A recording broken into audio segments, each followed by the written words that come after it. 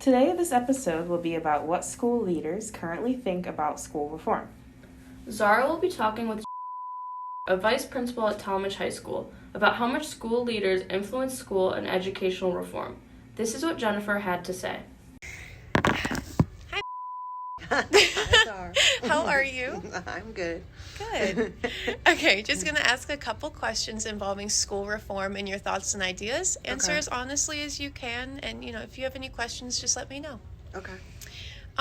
Tell me about what school was like for you growing up, and would you have changed anything? I had a really positive school experience. I would think that a lot of people that end up going to work in schools probably had a positive experience because they want to be back there as adults. Right. I was really involved in athletics, a lot of extracurricular activities.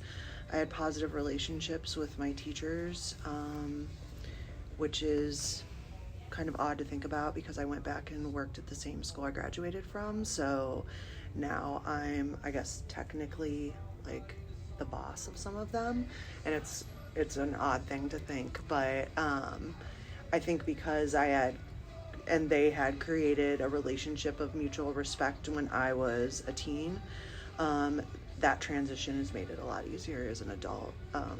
So overwhelmingly, I would say I had a really good experience. My family moved into the district when I was in 5th grade, so it was really what I knew as a young adult was this like suburban setting and the size and things like that. Nice. That's awesome. Yeah. Did you have any role models while you were in school? I think I had a lot of different people in my life. I was lucky enough to have a lot of different people in my life that I really looked up to for different reasons. I, of course, had some teachers that I was just very like-minded to, that really kind of embraced and wanted to see me evolve academically in different ways, that were role models for me. I had coaches that were supportive, especially early on. My parents were county employees that didn't have a lot of money, especially when I started playing sports, and a lot of coaches that really rallied around me and my family and were like, we see potential in this person, and so we'll pay for her to go to camps and like we'll do different things. And so those kind of like pay it forward moments always like stick out to me, and kind of what I wanted to model who I am in the lives of young people. And then of course there was always peers that I really look up to and still do as adults that I connected with in the classroom and through sports. I just have a lot of respect for. So I would say there was a lot of different areas of people that I really tried to model who I am and who I became from. Yeah. I love that. How much you know about how schools are funded as a school leader? You're the vice principal at Talmadge High School. Yeah.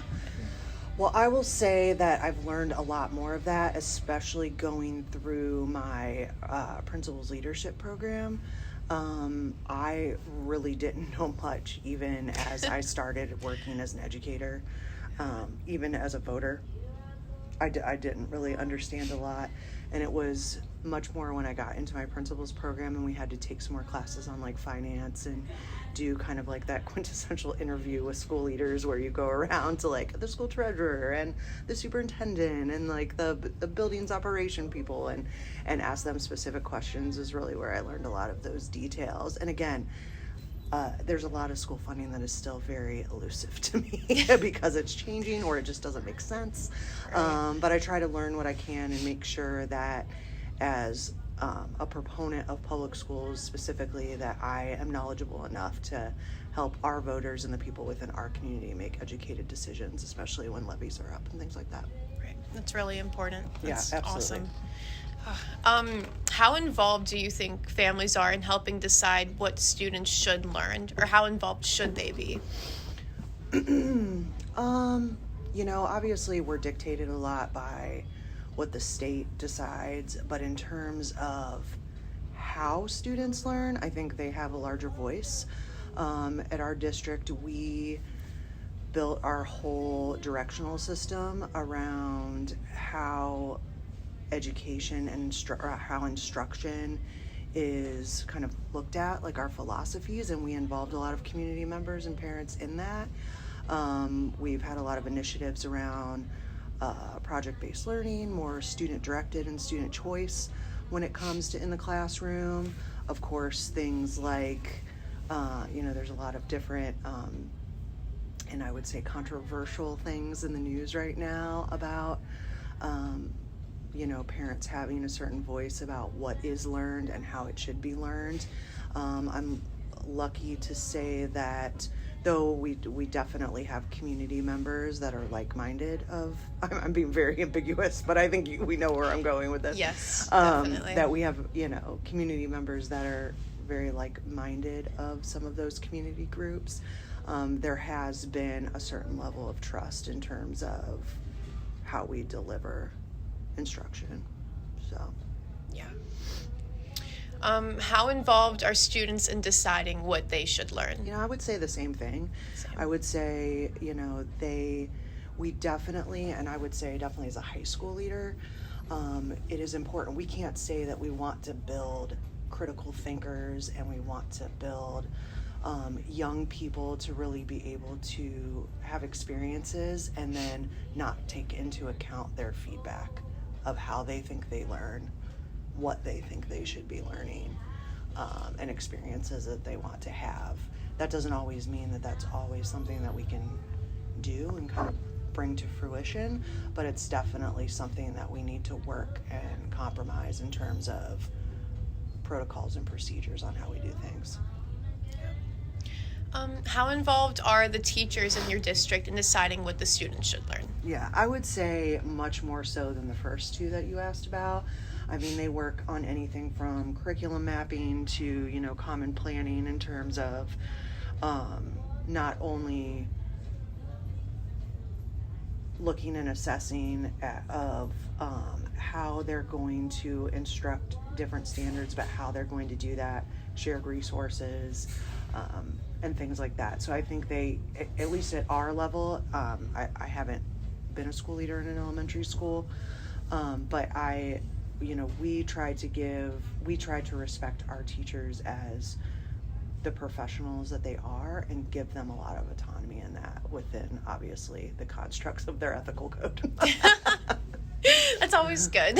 Yeah, no, absolutely, but I don't think, myself and House, like, we micromanaging teachers is never going to give our students an authentic experience, and it's certainly not going to help evolve whatever philosophy we would be trying to get across in terms of our instruction.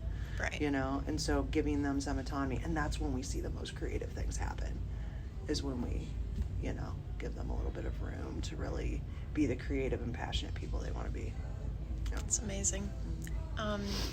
Lastly, how involved are the community members and businesses and just organizations throughout Talmadge and what the students should learn? Yeah, well, like that directional system that I referred to before, a lot of our businesses and community members were involved in that. We're mandated to have a business advisory council or board as part of our district. We were actually meeting quite often right before COVID hit because we were bringing all these people into the building, and we were talking about different opportunities that we really wanted to be able to give to our students, bringing them in not just as speakers and things like that, but really trying to apply like content to applicable, like, real world situations and use our local businesses in different areas to be able to show our kids that. So it's not like I'm just sitting in an Algebra 2 class and I'm learning algorithms and I'm not doing well at them, but really understanding kind of why the foundation of that content is important to whatever it is they're going to do career-based after the fact. So I'm really hoping as things settle down, they will settle down at some point, I'm hoping, but as they settle down, that we're able to kind of pick up where we left off, because there was a lot of enthusiasm for a lot of our businesses, whether that be, areas in which, post-secondary education more traditionally, like a 4-year degree or something was used, but even our trades. So it's exciting. That is really exciting. I know. Oh my gosh. I know. Do you have any examples of this involvement, which you did kind of give those throughout your explanations? And okay, so we're going to skip over that. Okay. But to what extent has school changed for students today compared to when you were young?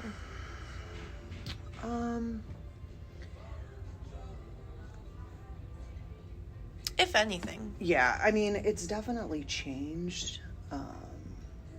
I think, and it's hard. It's one of those things for me that's hard to assess, because I feel like just naturally as a young adult, when you're going through those situations, when you're growing up and going through and gathering information and trying to make those kind of adult decisions for yourself, you're just oblivious to so Yes. much that is offered to you, that for me to say like, oh, there's so much more out there and things like that, I don't know if that's accurate. I think I was just in my own bubble, as a Yeah. young person, and you see things through a lens of like, what affects me now, and what do my parents have to say, or this small kind of microcosm of people, like how are they going to guide me? And that becomes, no matter what your counselor is saying, or how people are advising you, that's really what becomes the most important guidance for yourself. I would say the way that students get information is a lot different. I would say there's so much information out there that we tend to bombard our young people with it.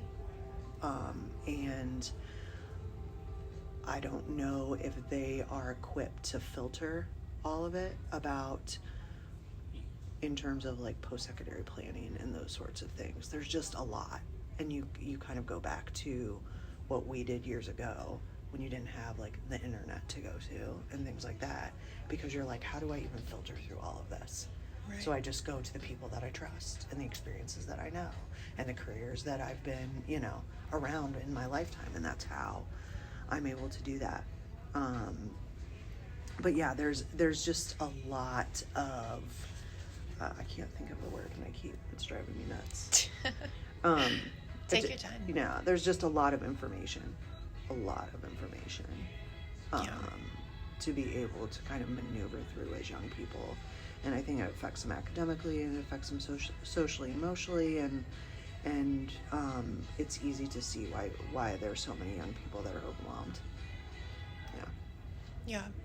As one of those young people, I definitely am relating to what you're explaining here, for sure. Yeah. It's hard to imagine not having all that information overload, though, I feel, because it's just like it's become such an innate part of kind of our school system, just life in general, really, not even like just school, but no, yeah, I don't know. I agree. Yeah. Tell me about this is a very loaded question. Tell me about your ideal school as a vice principal. I mean, I'm a huge proponent of restorative practice and really getting away from kind of punitive discipline. That is not the opinion of all of my colleagues. So that is a difficult process to kind of work through, is to really be able to present kind of students now, their challenges now, being data driven in terms of what works and what doesn't. I was actually just talking to a first year teacher that we have at the building today. She was like struggling with some students in her class, and I go, we constantly talk about differentiation in terms of like academics and how instruction is presented, but I think we miss differentiation in like our emotional literacy and like how we work with students. So if you have a student that has like oppositional defiance and is easily triggered, it is completely appropriate to treat that student and be able to work with that student differently than someone that doesn't have those challenges. Yeah. In terms of working through kind of what they need socially, emotionally, so that they can be engaged in the content. And I think that's hard, especially for classroom teachers, because they think, well, if Johnny sees me treat Sally like that, then Johnny's going to want to know, you know, why I'm being easier on her. You know what I mean? Yeah. And that is a very valid concern. But we do that in instruction every day based on learning disabilities, challenges, accommodations we get through 504s, things like that. We have that kind of like academic equity, but we're missing the boat in terms of what students need emotionally, what skills they have, what supports they have outside of school, things like that. And so my ideal school would definitely have more of a restorative mindset in terms of that, with appropriate professional development and training, because it's easy for me to say that, but I can't expect my teachers to be able to really get on board unless they're trained appropriately. I would also have a lot of autonomy in terms of what students can explore and do. I am not a huge fan of just traditional school, I guess. I mean, I like to think of that we have a real opportunity to be creative. We have an opportunity to get away from a school schedule that's based on an agricultural schedule from the early 1900s. You know what I mean? We have like opportunities for true intervention and enrichment, but I think it takes some of the more, I mean, and again, this is just my opinion, but I think it takes some more of the like affluent, well-known communities to be able to take those steps first, before, and then other schools will follow suit. I completely agree. Yeah. I completely agree. Yeah. Speaking of your community, your school community, what are the needs of Talmadge in your eyes? Well, I think the community as a whole really needs to understand that we have changed. There's quite a few community members with young children in the district, like myself, that grew up there, that, you know, maybe moved away and went to college or whatever, but then like came back to the community, and you know, they still think that Talmadge is what it was in the mid-90s. You know, our students have more needs, our students have more emotional needs, our students are in need. We have less and less, we have a smaller percentage of students that come and enroll in kindergarten that have no preschool experience at all. You know, there's just challenges right off the bat that I think a lot of community members assume aren't there, and really need to make sure that they understand that, because if we're not kind of analyzing that and really giving those students and families the wraparound support services that they need, then they're never going to reach their academic goals. So, how do you think that your school meets the needs of those that you serve? you know, I think right now we try to do as much as we can in our wheelhouse. I wish there was more kind of fluidity and comprehension to what we were doing. But I think that, you know, we have, first of all, I love having a block. I think that having a built-in intervention time for students is something that is pretty key to success. It also gives young people the autonomy to kind of build that the way that they need it to be. We have a lot of support services in terms of just kind of like especially for our SPED services, for our students that are categorized somewhere in SPED, or even our lowest SES. Like there's a lot of things that are available to them. You know, but I think that we kind of look at issues and just one at a time, like look at solutions, instead of really thinking of like a fully comprehensive, vertically aligned look at how to kind of like progress as a district, you know. And I think that's a problem for every district. I don't think we're specific to that by any means, you know. Right. Yeah. I think we do a good job of what we're doing right now, but there's always room for improvement. I love how you explained that. I love that. How do you know to what extent that you're successful in meeting those needs? Like, how can you measure that? I mean, there's a few things that I look at least that I think of or look at that are within my responsibilities. we analyze like disciplinary data monthly. We look at those and break those down by socioeconomic status, by ethnicity, by gender, by sped services. We started looking at the first 2 months, and we noticed that our freshmen were like crazy, had more behavioral referrals than any other grade, which is not uncommon, especially with how the last 18 months were. And with that like whole transition to high school, we also saw that our ED populations, our emotionally disturbed students, had a lot more referrals. So we're looking at that going, okay, we have kind of like not a self-contained middle school ED unit, but we have definitely like a common learning space for them. So they would go out into gen ed spaces, but they would have a place to come back and collect themselves. But we don't have anything like that at the high school, so they're completely like matriculated into our population, of course with like interventions and co-taught supports and things like that, but they didn't have any of that, and we really didn't have any transition planning other than IEP meetings to help them through that. So we start looking at that data and we're going, okay, so what do we need to do to prepare for the next school year? How can we be more involved with these young people as they are in 8th grade to make that transition smoother for them? And how can we help train our teachers to make sure that they know, as gen ed teachers and as intervention specialists, that as our ED population grows, that we're more prepared and trained so that we can best serve them, instead of just writing them up for detentions that serve no purpose. Right, doesn't do anything. Yeah, Doesn't so fix that's any just, problem. so that is, an example of that. Also, analysis of attendance is a big one that we go over.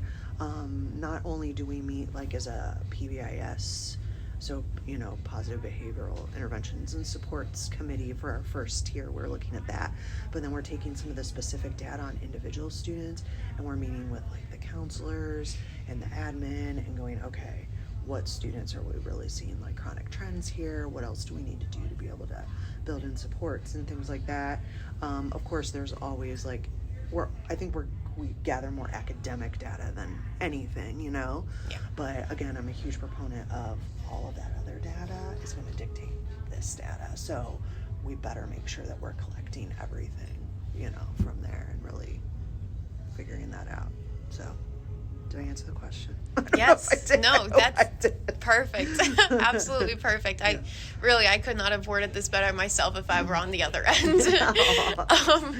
What, in your opinion, is success in schools, and how do you come up with this understanding? Again, another loaded question. I mean, my personal opinion is if our students feel like they have a inclusive and supportive environment to not only learn, but feel like they can gather the information and the resources that they need to find out who they want to be after they leave us, then that is success in school, to me. That's not on the report card. That's not on the state report card. Yeah. I love it.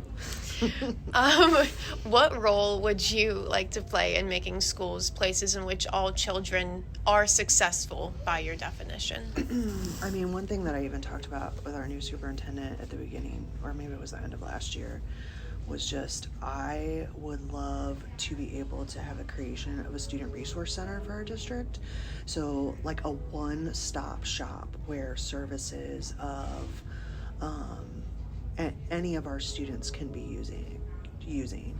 So I kind of based this off of when I was going through school at Cleveland State and getting my principal's license. I did an internship with the LeBron James Family Foundation, and at that time we were in like planning meetings for the I Promise School. So it was like the coolest time to be there.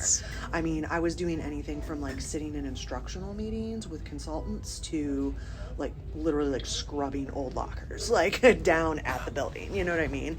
And so kind of getting to see that experience. I mean, bird's eye, of course, I was like an intern that was there like 10 hours a week, but it was so cool for them to just kind of like, you're willing to help, you can be involved in everything, you know, and see the not only the meetings with kind of IPS personnel, but also like how they were working with Akron Public personnel and the conversations that were taking place, the data collection, how they were working with specific students, their enrichment activities and things like that. It was just the coolest thing in the entire world.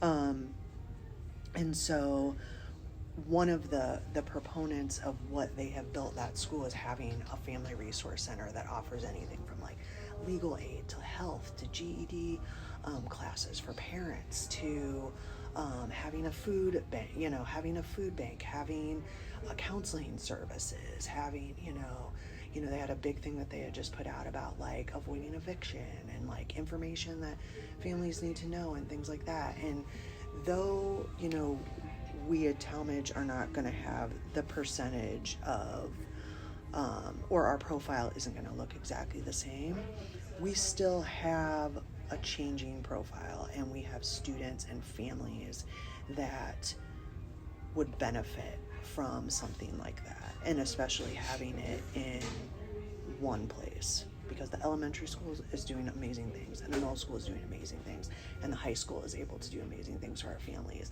But depending on what school you're in, it's like, who do I talk to and how do I do things? And a lot of these families, they need things streamlined.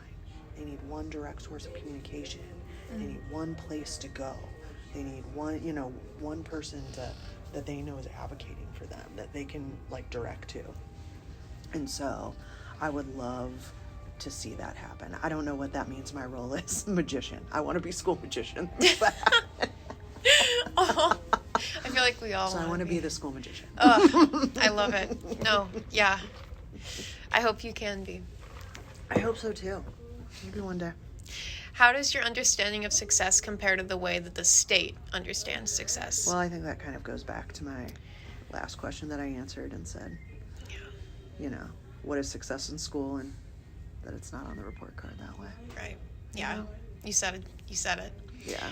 And last question, how are you or your school handling the current issues with COVID in your position as a school leader?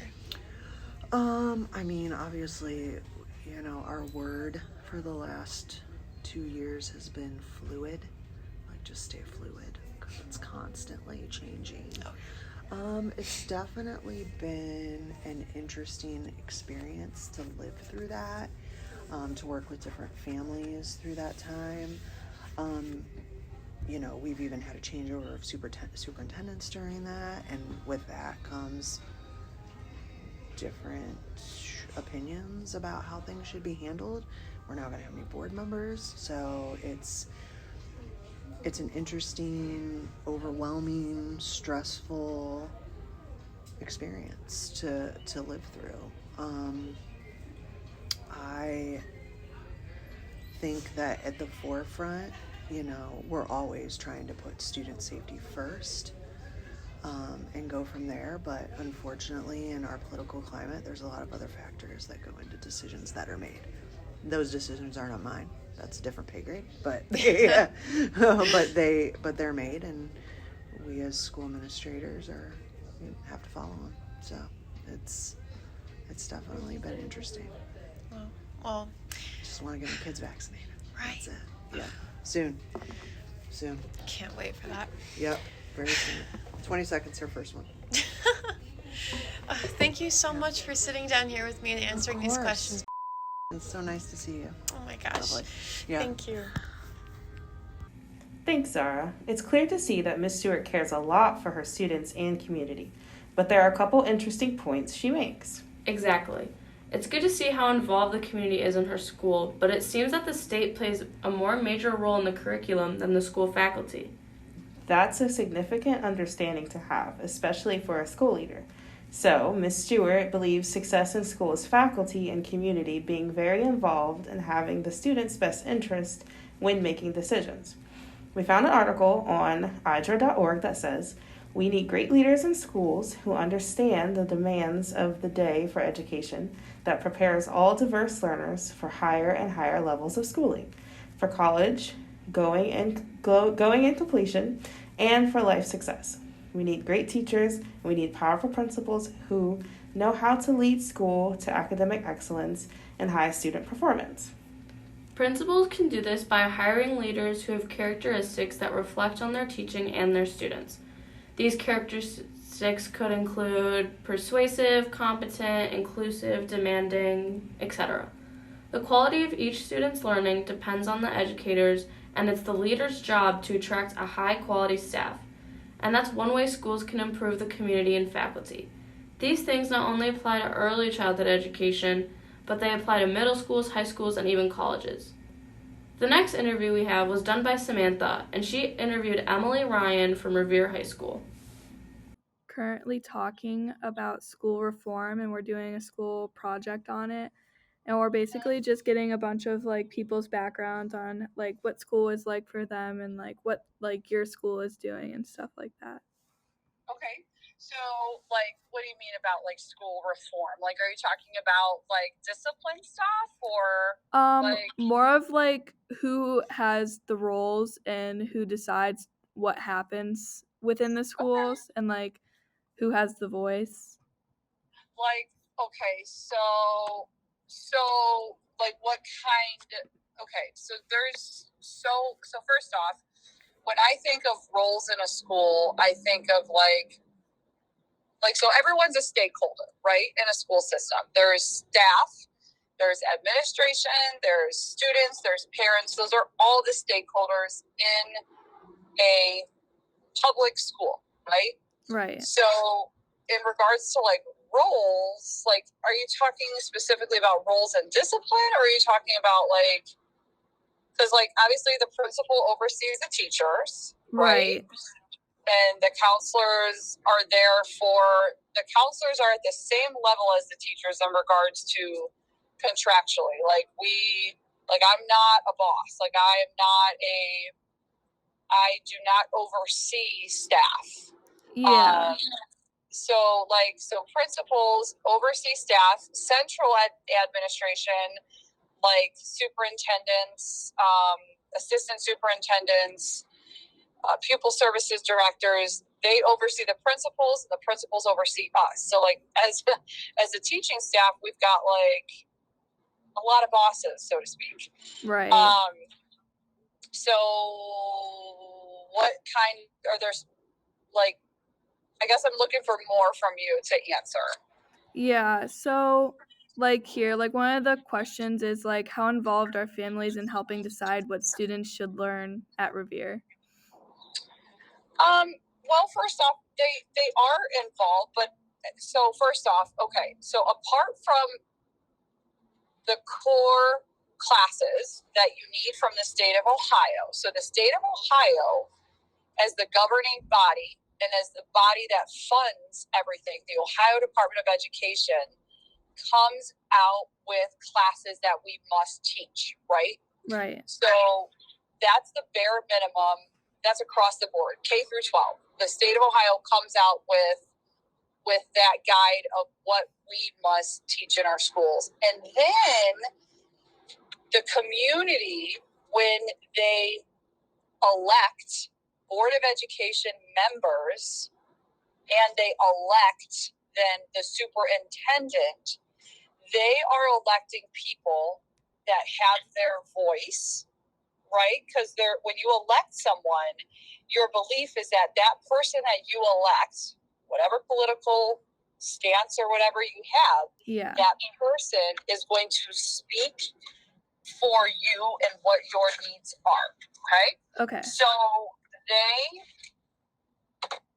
do have a say in regards to the electives through the voice of the Board of Education, through the voice of our PTA, and through the voice of the students. Yeah. And the teachers.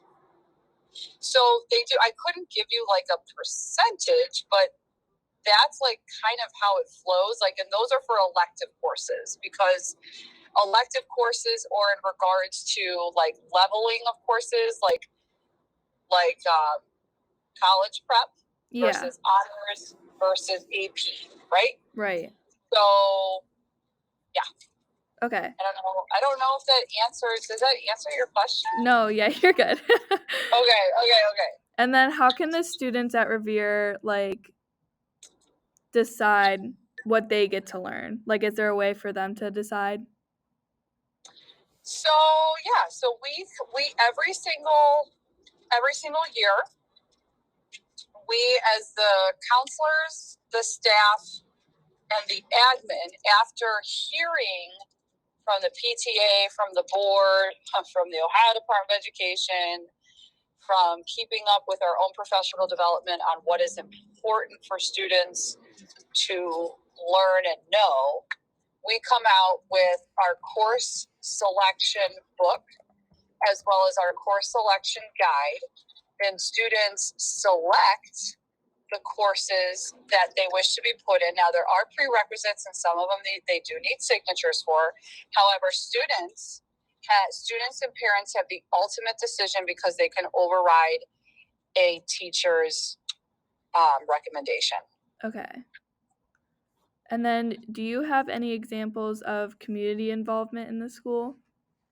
Oh, yeah, tons. So apart from the PTA is a huge community involvement, and that's throughout the district. So that's parent, teacher, student alliance. It's PTSA.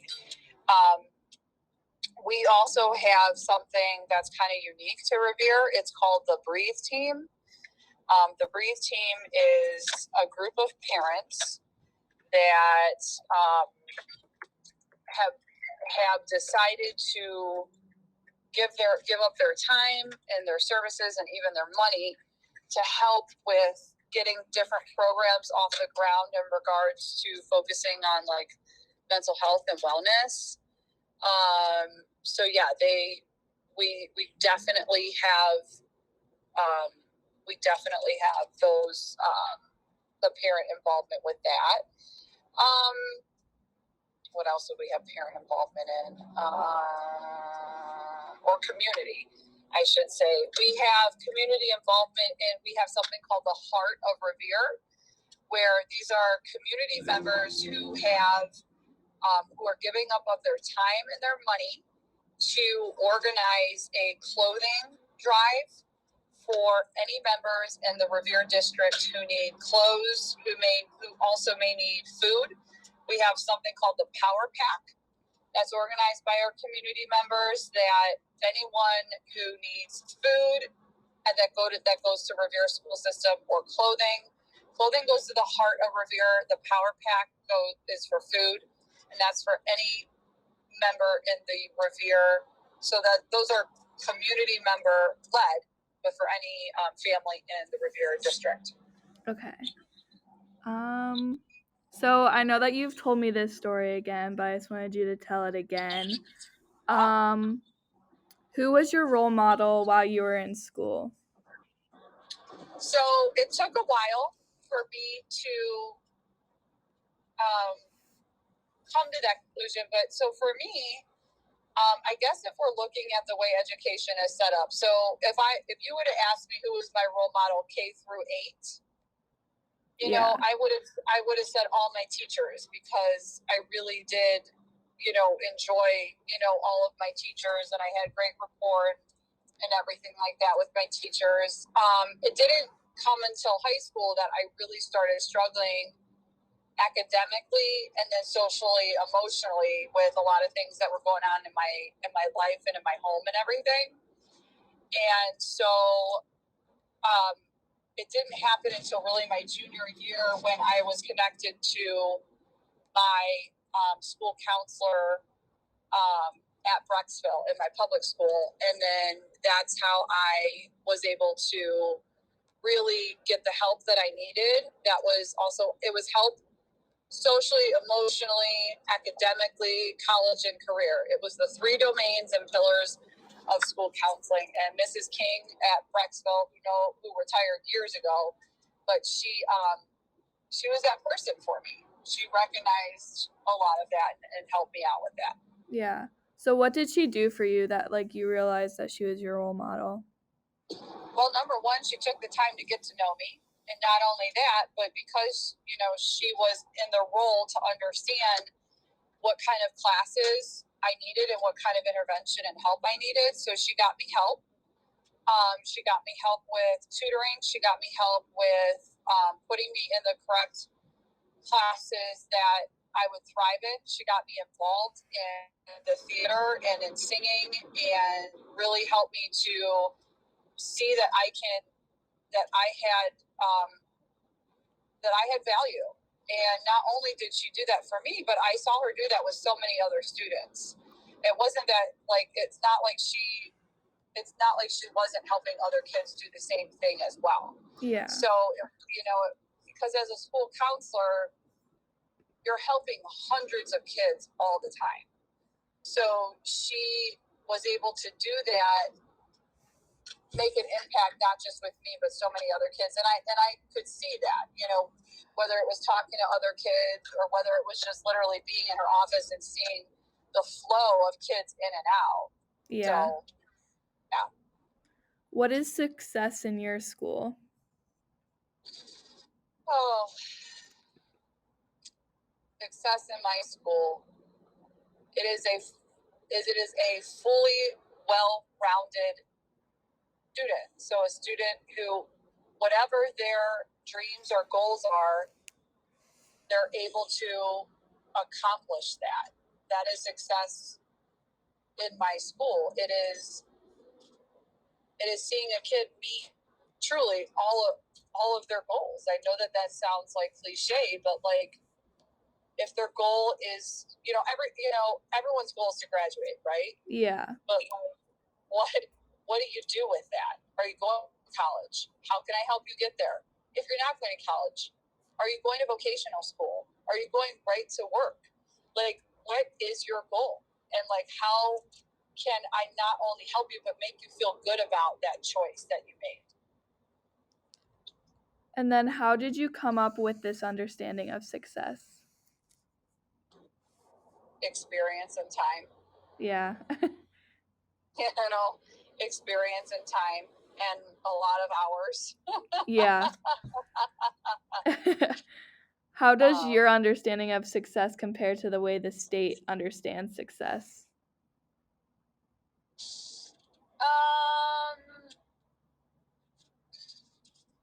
It's different because they're looking for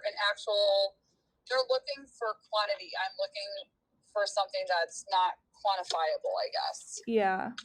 I mean, you can quantify things if you really wanted to take a survey, like an alumni survey, and see how many kids have graduated college or, are working or whatever. Sure, you can quantify that. Right. But the state is only interested in quantifying how many kids graduated or how many kids have scored a certain score in their end of course assessment or their MAPs or whatever. I'm not looking at a test score. I'm looking at a human being. Yeah. And then to go with looking at human beings, how have you seen COVID affect your students? Oh, it's a big topic. It's been real hard. It's been such a challenge. I think the anxiety is even higher than it is ever. People are more tired. People are really tired. People aren't. I think it's harder for people to almost be communicating their needs to other people, but their needs are so much more than they ever have been. So it's just, and this isn't just for students. This is for staff as well. Staff are struggling too. Yeah. Mm-hmm. And then how are you and your school handling the current issues of COVID?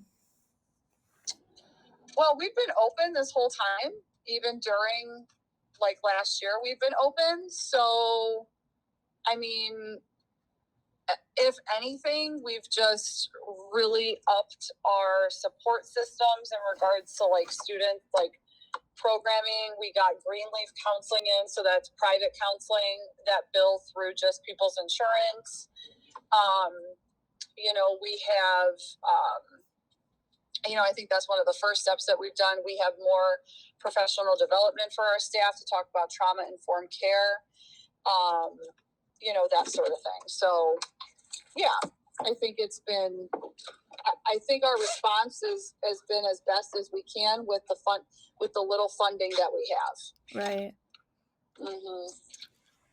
All right. Well, that's all the questions I have for you. Emily gave a lot of good advice and reasoning as to the importance of teacher roles for students. She also believes that teachers and principals have a strong influence on their positions and how that can impact students. Another thing that would help school reform is the state. The state needs to play a more passive role to aid rather than control. So to wrap it up, it seems that the two school leaders have a very common analysis. It's up to the faculty to make impactful reforms. But this burden often falls to the school leaders to make sure they're hiring and maintaining faculty that can care for the students and change the community of education in an influential way.